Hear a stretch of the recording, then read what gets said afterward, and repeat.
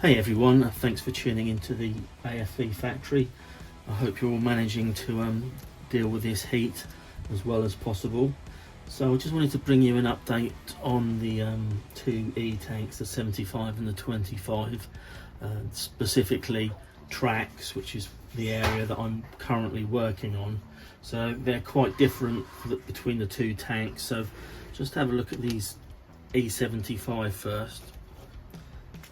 And essentially what I've done is, as you can see, I've just sprayed them all the same colour completely, which is, let's just find it, it's this Vallejo German cam black brown, which is a very, very dark brown, but it's not black. And so because of the type of environment that this vehicle was operating in, a wintry environment, muddy, dark brown, black mud, the whole tracks and wheels are going to be covered, and I should be going over these then again with similar coloured pigments and damp earth effects, just to give them a bit more of a realistic look. That's an excellent base colour for what I'm going to be aiming to achieve.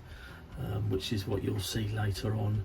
Excuse me, but yeah, so a fairly simple paint job on these tracks, and more work will be involved once we get to weathering them.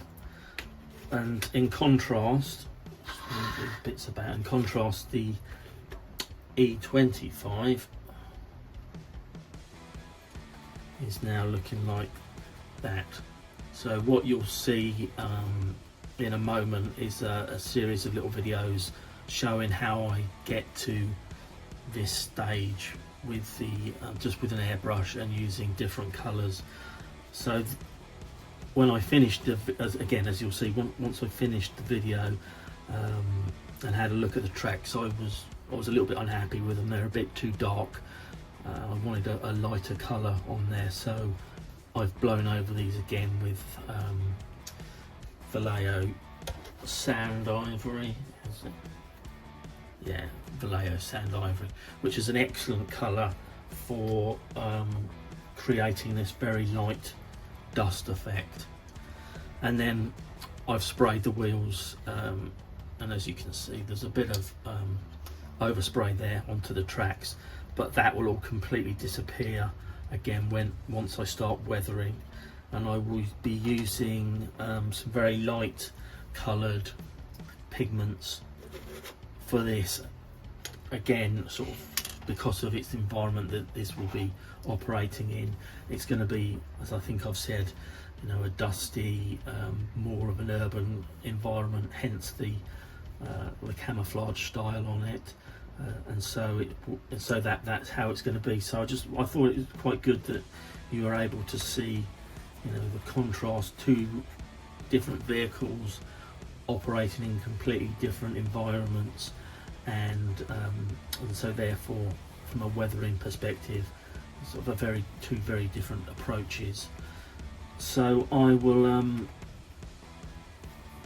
I'll stop here now and let you watch the videos regarding spraying the tracks, and I was going to show you these at the end rather than now, so I should have finished with showing you where the E-25 was, but you can see where I'm at. The other thing I will say briefly is I've got a brand new airbrush, which is excellent. It's about the first time I've bought myself a decent airbrush, and I'm really pleased. The one thing I will say, which will be apparent in the videos, is it's more, it needs cleaning more thoroughly, more often than the other airbrushes I've got. So you'll see in a couple of videos me having a few difficulties with it, and it's simply that I'm just not cleaning it enough to get the paint flow. It's clogging itself up, so I hope you'll excuse me with that sort of a ham-fisted spraying. I am better than that. So that's enough of that. Now let's jump in and have a look at these videos. So as I mentioned in the previous video, I start my tracks off in this light grey, and then depending on what type of terrain it's going to be operating in, whether it's winter or summer, etc., I then take the process further from there using different coloured paints before I finally get on, if I do then use pigments and that sort of thing. So the first colour that's going on here is this Vallejo Model Air dark brown. So this is quite a dark colour, which is why I'm putting it on first, so that the other colours that come later I'm gradually going to work towards a lighter and lighter colour and a more dusty effect, because that's how this vehicle is operating. It's going to be a sort of an urban environment, so there's going to be less mud, less grass and that type of thing, tree debris, but more of a dusty area. So I'll just start spraying this up and give you an idea of how I do this.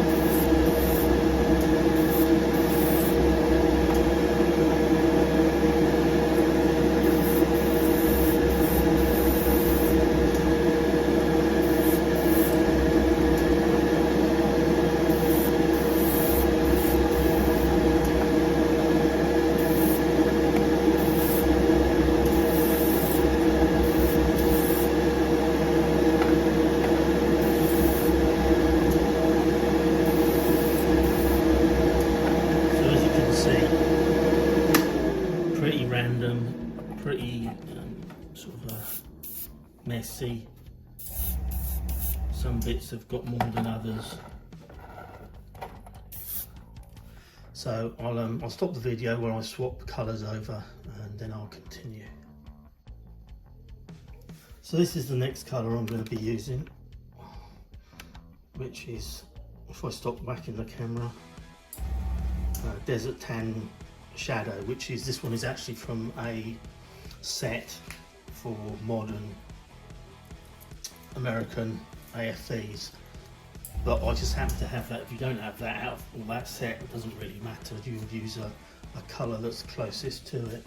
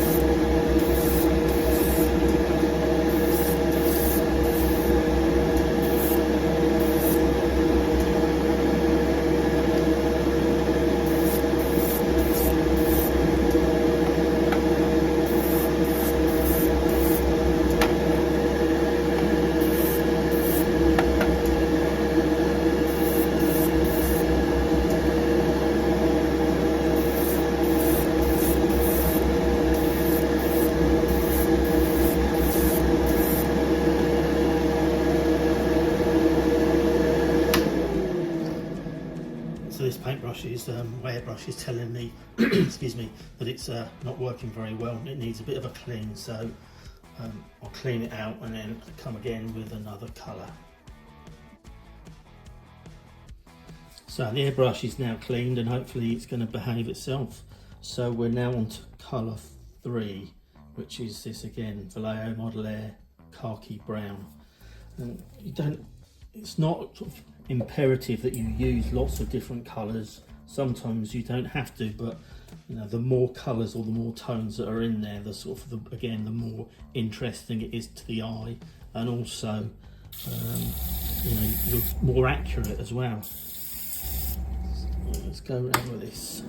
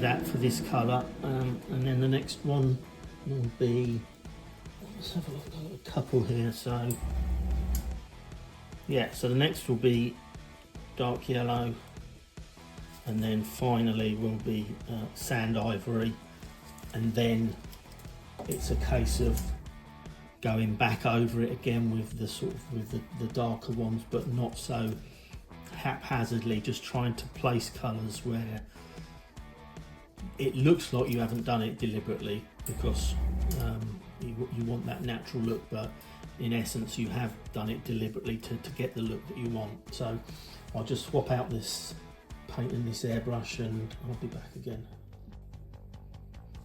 So this is the dark yellow now.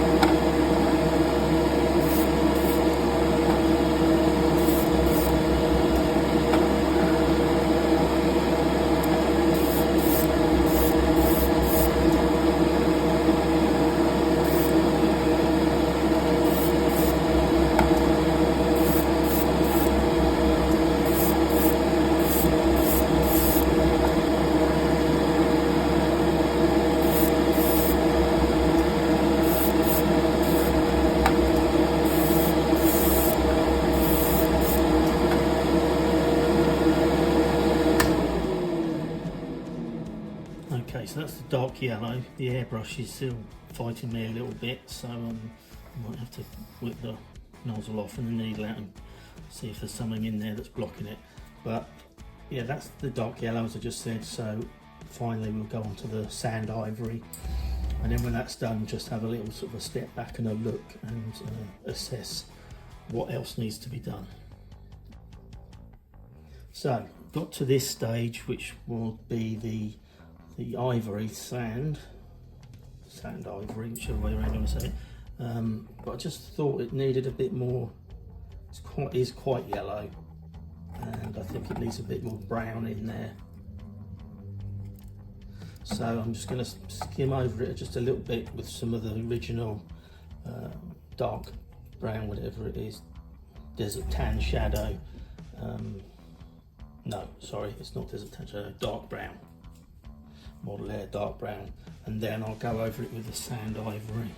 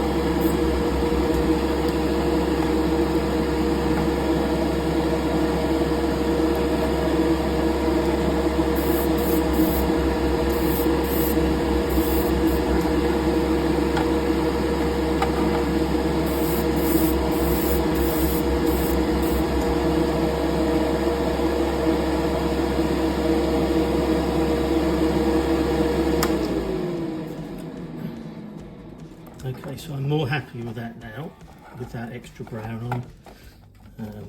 And you can still see all of the other colours still showing through, right back still to the grey in certain areas. So yeah, I'm more happy with that. It's a good brown because it doesn't look like rust, which I don't really like. You know, if you're going to build an abandoned tank or a gate guard or something along those lines, then yeah, everything rusts. But not on operational moving about vehicles. But that brown, to my eyes, doesn't look rusty, and once I go over it with a sand ivory, it will be even less so. So I'll swap the colours out and then the final video.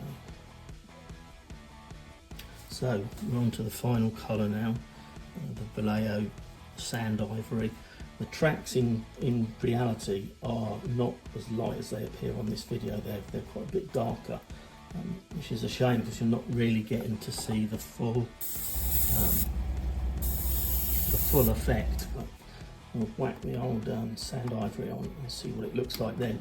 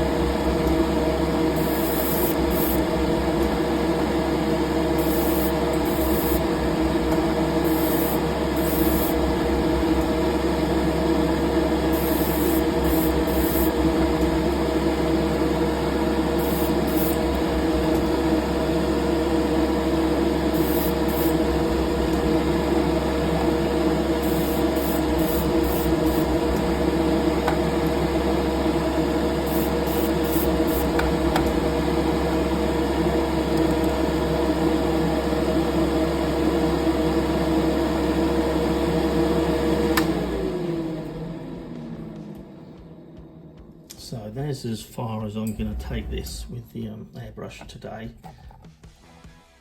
That's a good foundation.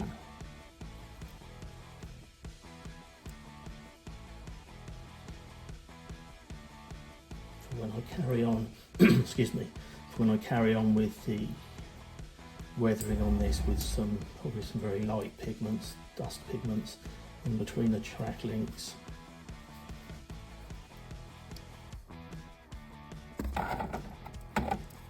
But I'm happy with how that looks. Obviously it is a work in progress and they will look better as I work on them more, but I just thought you might be interested to see